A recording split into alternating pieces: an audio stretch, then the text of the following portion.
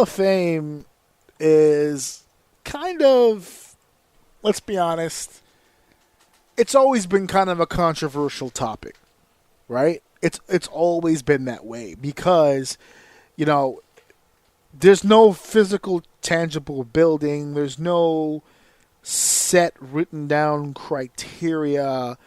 For a long time, the Hall of Fame was just at the whim of a madman. It was just whatever the old man felt was the appropriate time to put in whoever it was he felt it was appropriate to put in.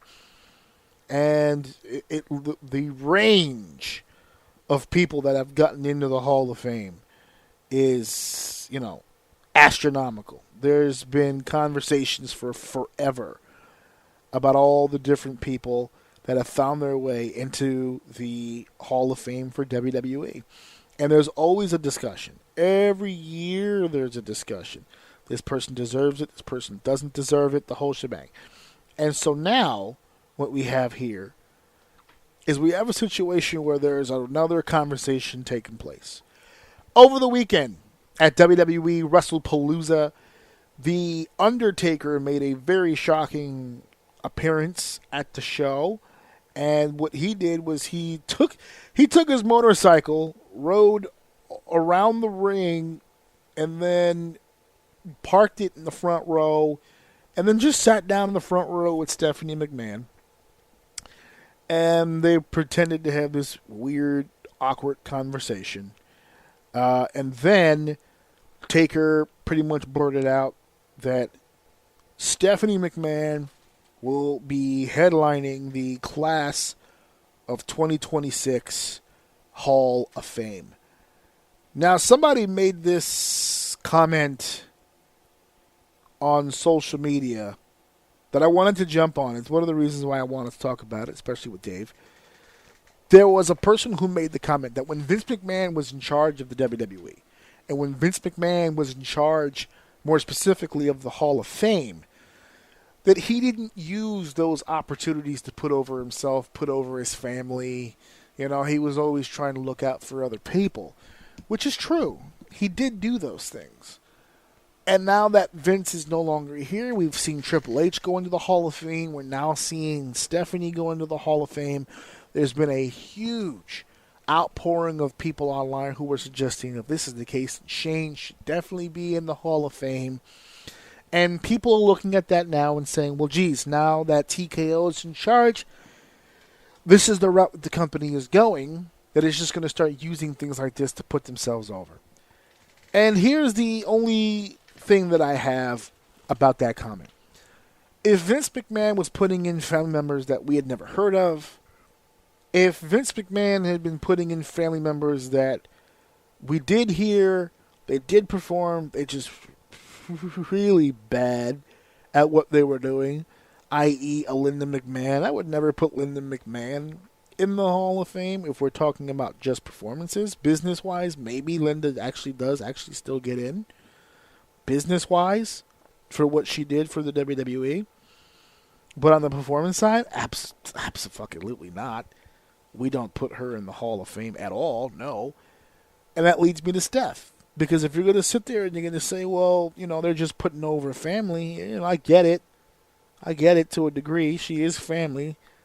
But she was a hell of a fucking performer.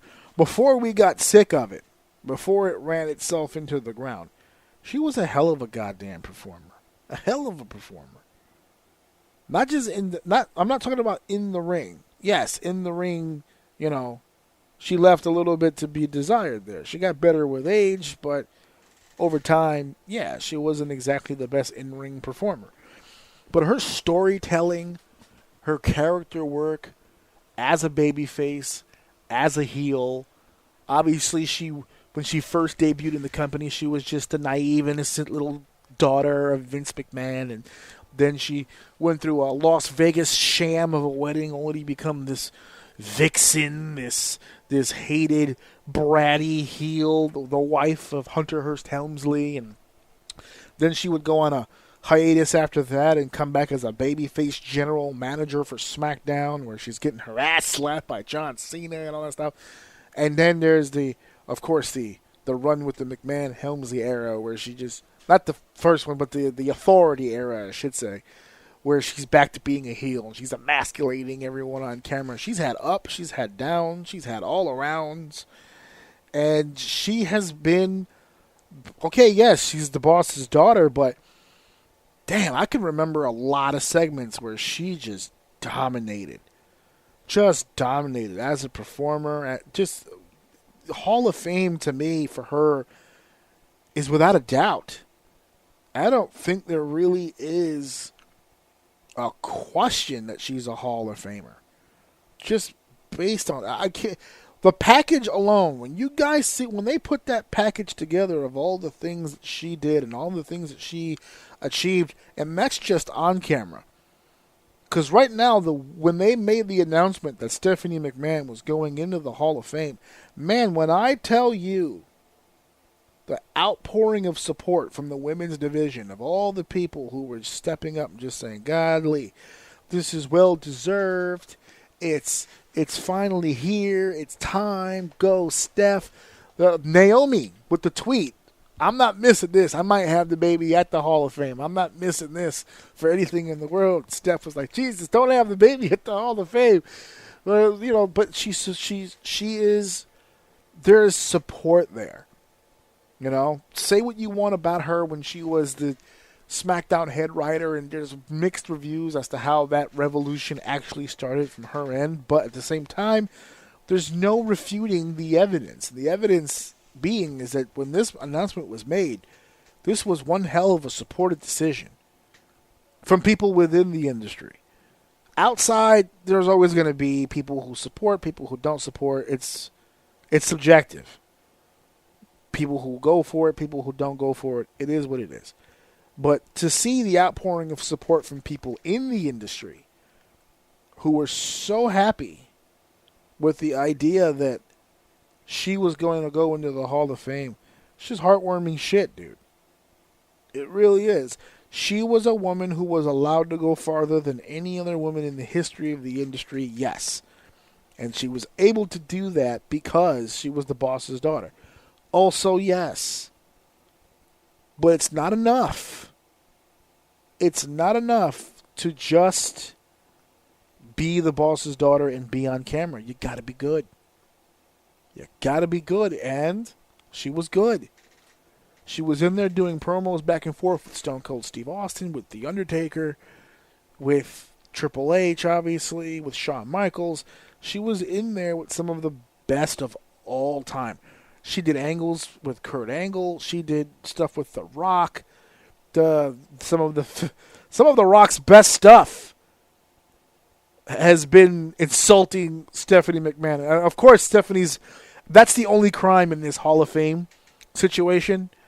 The only real crime in the Hall of Fame deal is that I would give anything in the world for Chris Jericho to be a part of this, because Chris Jericho and Stephanie McMahon is like Flair and Steamboat. Those two, for whatever reason, will forever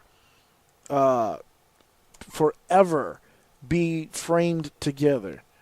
Those two, Chris Jericho, Stephanie McMahon, I could listen to those promos on my television set anytime, anywhere, even to this day. The stuff about her boob job and the stuff about the bottom feeding trash bag hoe or whatever it was that she's brutal. Here it is. Filthy, dirty, disgusting, brutal, bottom feeding trash bag hoe. Son of a bitch. That shit used to get me every fucking time. That's such a mouthful. He remembered it every fucking time he had to say it. So that's like that's the one thing about this, again, with these fucking, these rules with people, and we're, just like where everyone's upset that we can't get Edge and Cena one more time, which is absolutely true. It's absolutely upsetting that we can't, but I understand why we can't. And so, you have this situation with Steph and with Chris Jericho. And there's so many different people that she's interacted with. I don't think this is a conversation to be had. I think this is a fucking no-brainer. I think she's a Hall of Famer without question. And I congratulate her on her run into the Hall of Fame. I'm going to be very curious who goes in with her. And I'm also very curious as to why they made that announcement in September. We are a ways away from WrestleMania weekend. We are at least 5, let me see, 10, 11, 12, 1, 2, 3, 4. We are about 7 months away from WrestleMania weekend back in Las Vegas. And they're already talking Hall of Fame, which is weird to be talking about it in September. But here we are. And, I wish Stephanie McMahon all the success in the world. One last question, actually, I have. And Dave's not here, so I'm going to turn it over to you people. I'm going to turn it over to the Squad of O here. And I'm going to ask you guys the question. Because I think it's a fair question to ask. Does Vince McMahon get permission to be at this Hall of Fame induction? At his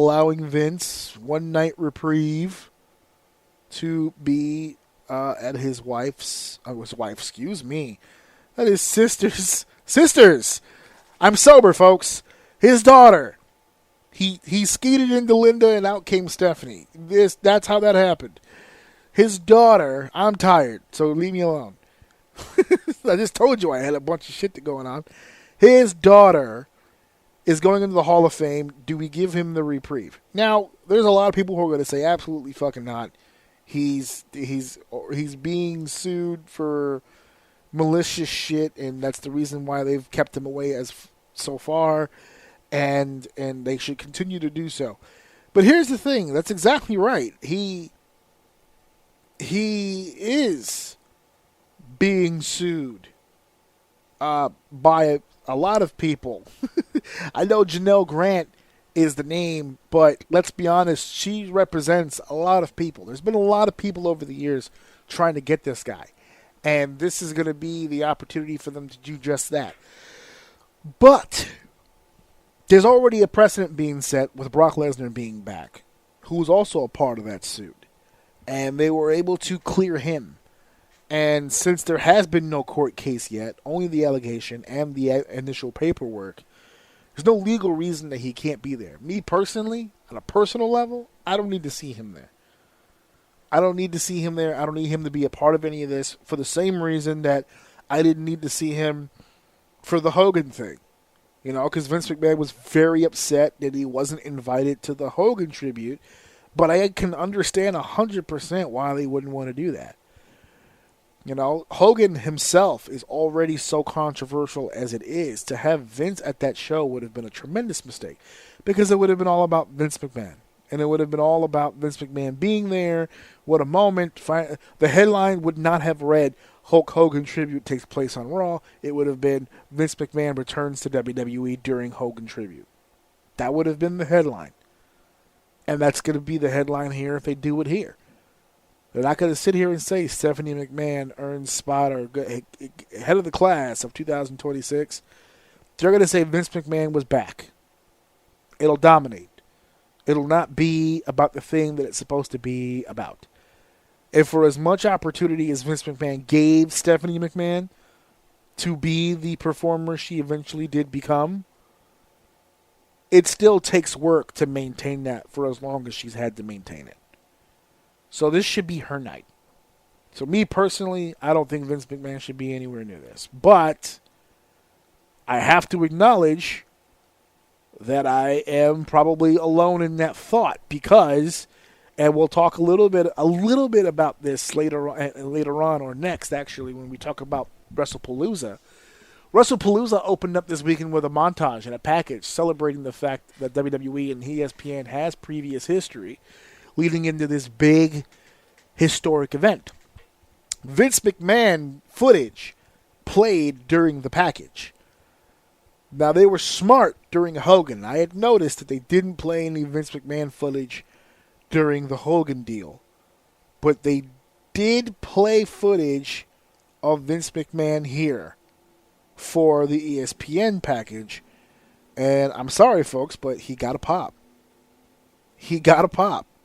They popped for Vince McMahon. When they saw Vince McMahon on the screen, they went nuts. And, you know, to each their fucking own. If they're cool with it, they're cool with it. Okay, cool, fine. But this idea, don't bring Vince back, it'll kill the whole... Well, no, that's the problem. I think people might actually want to see Vince there. That's why I'm asking the question. Do you want to see Vince there? Me, personally, I'm good. I'm good. I don't need Vince McMahon to be anywhere near me. Or anywhere near Steph's whole celebration deal. I don't need any of it. I don't think anybody really, in all honesty, wants it either. You know, but you know, we'll see. We'll see what happens. Hall of Fame, like I said, 7 months from now, so we're not gonna know for a while what's going on with that. My wife brought up a good point. She said, "Well, who do you think inducts her?" Well, here's the funny part. If this whole thing wasn't happening with Vince, I would have thought that it would have been Vince. I don't think her and Shane are all that close. The only obvious choice here is Triple H. I guess you could say that The Undertaker could do it. If Triple H wants to absolve himself from having to go up there and put his wife over. But, you know, that would be the obvious choice, I guess. The husband. You could do The Undertaker. They have a history. They're friends. So we'll see. It's gonna be an interesting night. I'm also very curious to see who the rest of that class is. That should be really interesting to see because they're running out of names. If you notice, they've shortened down a lot of these class lists now as well. Not as many people going in at once. So we'll see.